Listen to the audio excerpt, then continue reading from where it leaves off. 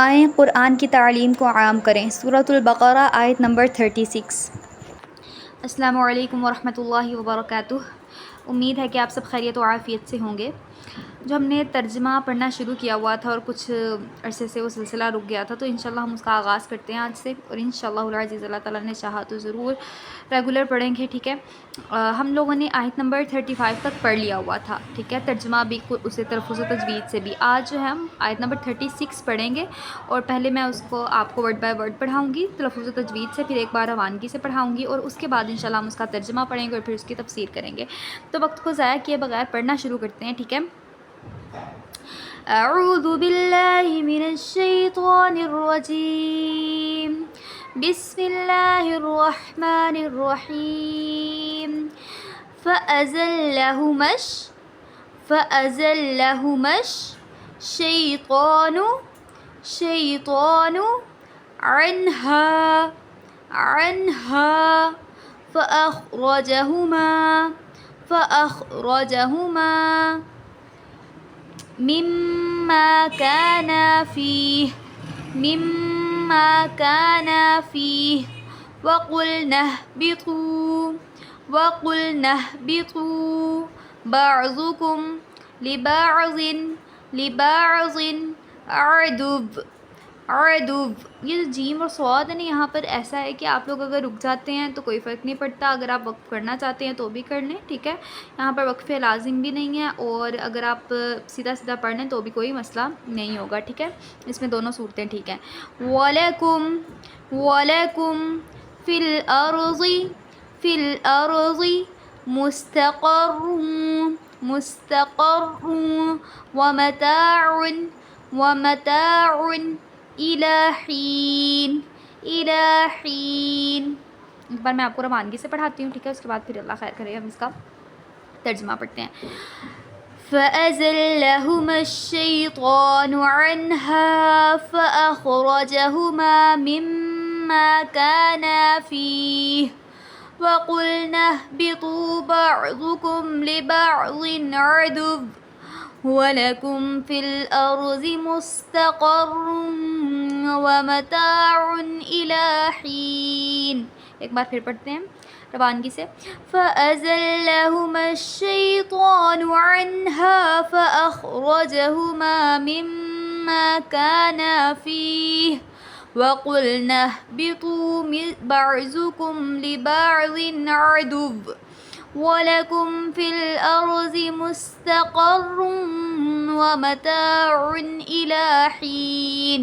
ٹھیک ہو گیا؟ اب میں نا آپ کو اس کے ایک ایک ورڈ کا ترجمہ بتاتی ہوں، پھر انشاءاللہ العزیز اس کی تفسیر کرتے ہیں۔ فَأَزَلَّهُمَا، ٹھیک ہے، فَأَزَلَّهُمَا اس کا معنی ہوتا ہے کہ پھسلا دیا انہیں، ٹھیک ہے۔ یہ جمع کا صیغہ ہے، یعنی کہ کن کو پھسلا دیا، کس کی بات ہو رہی تھی یہاں پر؟ حضرت آدم اور حضرت اماں حوا علیہ السلام کی، ٹھیک ہے۔ یہاں پر فَأَزَلَّهُمَا تو پھسلا دیا، یہ جو ہے نا الف زال اور لام، ٹھیک ہے، زا لام لام، ٹھیک، یہ اس کا معنی ہوتا ہے پھسل جانا۔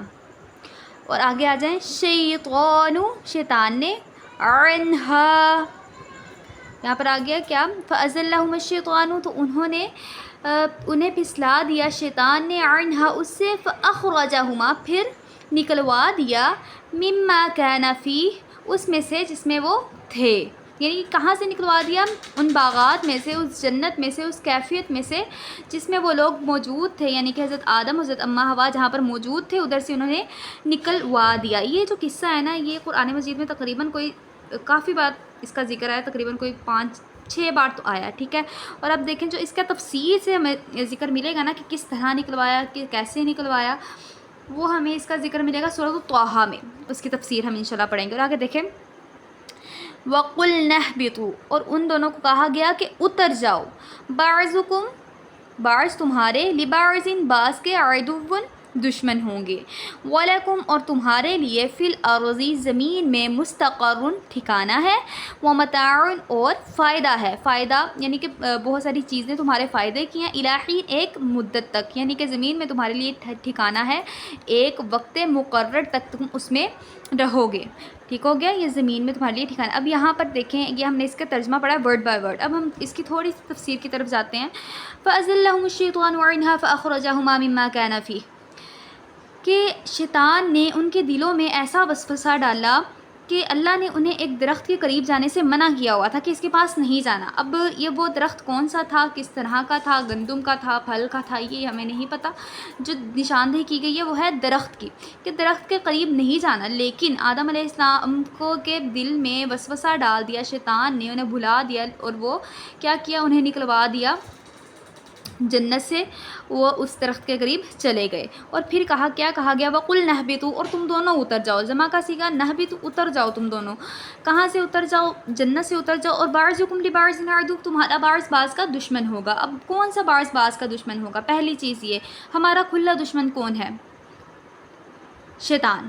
سب سے پہلا دشمن ہمارا جو ہے کھلا وہ ہے شیطان. ایک دشمن ہمارا وہ ہے. دوسرے دشمن ہمارے کون ہیں؟ یعنی کہ جب ہم اس دنیا میں اپنی زندگی گزار رہے ہیں، جو بھی ہمارے لیے اپنے دل میں حسد بغض رکھتا ہے وہ ہمارا دشمن ہے. اب عدو جو ہے نا، عدو عین دال اور واؤ، اس کا معنی ہوتا ہے تکلیف پہ خوش ہونے والا.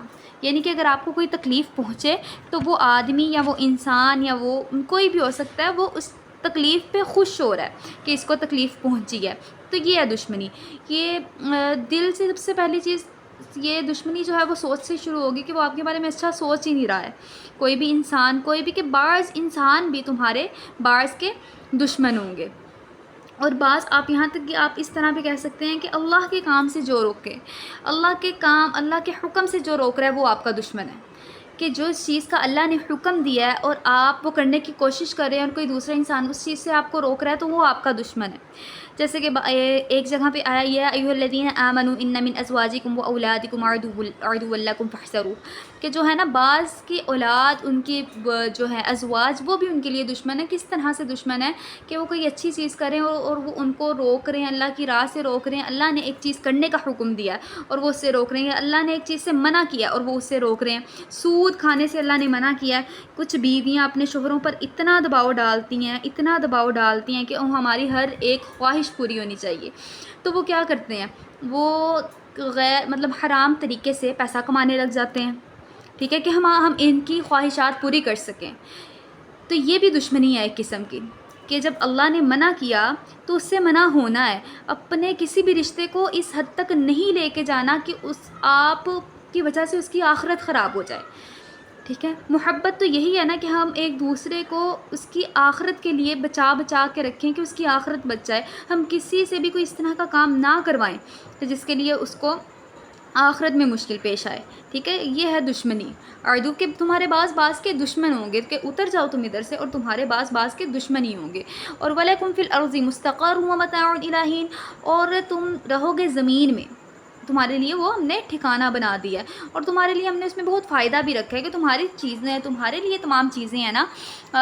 جانوروں کو ہم نے تمہارے لیے بنا دیا، پھل تمہارے لیے آ گئے، درخت تمہارے لیے آ گئے، کہ ہر وہ چیز جو زمین میں ہے وہ تمہارے فائدے کے لیے. لیکن إِلَىٰ حِينٍ ایک مدت تک ہے. ٹھیک ہے نا، کہ جب تک تمہارا ٹائم ہے، وقت مقرر ہے، تب تک وہ فائدے کی چیز ہے. اور جیسے ایک جگہ إِلَىٰ أَجَلٍ مُّسَمًّى، ٹھیک ہے، اور ایک کہ ہر فائدہ، جو بھی فائدہ ہوگا وہ ایک مدت تک ہوگا آپ کو. یہ تھی اس آیت کی جو ہے نا ترجمہ، اور تھوڑی سی ہم نے جو اس کی تفسیر کی ہے. انشاءاللہ العزیز کل پھر ہم اس کی پڑھیں گے. جو اس کا مین چیز ہے نا وہ یہی ہے کہ شیطان نے کیا کیا، بہکاوا ڈال دیا ان کے دل میں اور انہیں جنت سے نکلوا دیا گیا. اور اگر آج کے دور میں ہم یہ دیکھیں کہ وہ حضرت آدم علیہ السلام، حضرت اماں حوا تھیں، لیکن یہ جو آیت ہے ہمیں آج کے دور میں ہمارے لیے کیا سبق ہے اس میں؟ کیونکہ ہم یہ جو قرآن ہے یہ ہمیشہ کے لیے ہے، معجزہ ہے، کہ جب بھی جو بھی انسان اسے پڑھے گا وہ لگے گا جیسے وہ اس کے لیے ہی اتارا گیا ہے. تو آپ یہ دیکھیں ہمارے لیے اس میں کیا سبق ہے. آج شیطان ہمیں ہر بات پہ پھسلا رہا ہے. کس لیے پھسلا رہا ہے؟ وہی کہ ہمارے بھی پاؤں جنت میں داخل نہ ہو سکیں، ہم بھی جنت سے اتر جائیں. یعنی جب داخل ہی نہیں ہوں گے تو نکلنے کا تو سوال ہی پیدا نہیں ہوتا. کہ جو شیطان ہے وہ ہمارا کھلا دشمن ہے، عدو مبین، کھلا دشمن ہے وہ ہمارا. سمجھ لگی نا بات کی؟ تو یہ اپنے ذہنوں میں رکھنا ہے کہ ہم نے ہر وہ کام کرنا ہے جس سے اللہ راضی ہو. شیطان تو ہمارے خون میں اس طرح مطلب جسم میں ایسے دوڑتا ہے جس طرح خون کی گردش ہے، اسی طرح وہ وسوسے ڈالتا ہے. لیکن جب وسوسہ آئے تو ایک جو مومن ہے، ایک مسلمان ہے، اس کا کیا شیوا ہونا چاہیے؟ فوری پڑھے اعوذ باللہ من الشیطان الرجیم. ٹھیک ہے نا، کہ میں پناہ میں آتا ہوں اللہ کے شیطان مردود سے. فوری یہ پڑھ لے تو ویسے بھی شیطان کا وسوسہ دور ہوگا، اور اپنے جب آپ ایمان کو، اپنے تقویٰ کو اس لیول پہ لے آئیں گے تب بھی انشاءاللہ العزیز ہمارے لیے بہت فائدہ ہوگا۔ تو یہ آج صرف یہ ایک ہی آیت تھی، انشاءاللہ العزیز کل ہم اپنی اگلی ایک آیت یا 2 آیات پڑھیں گے۔ تب تک آپ یہ پڑھیں اور اس کو سنیں اور اپنے پیاروں تک بھی پہنچائیں تاکہ ان کے دل بھی قرآن کی روشنی سے منور ہو سکیں۔ ٹھیک ہو گیا؟ چلیں آگے انشاءاللہ کل پڑھیں گے، تب تک کے لیے اللہ حافظ۔ السلام علیکم ورحمۃ اللہ وبرکاتہ۔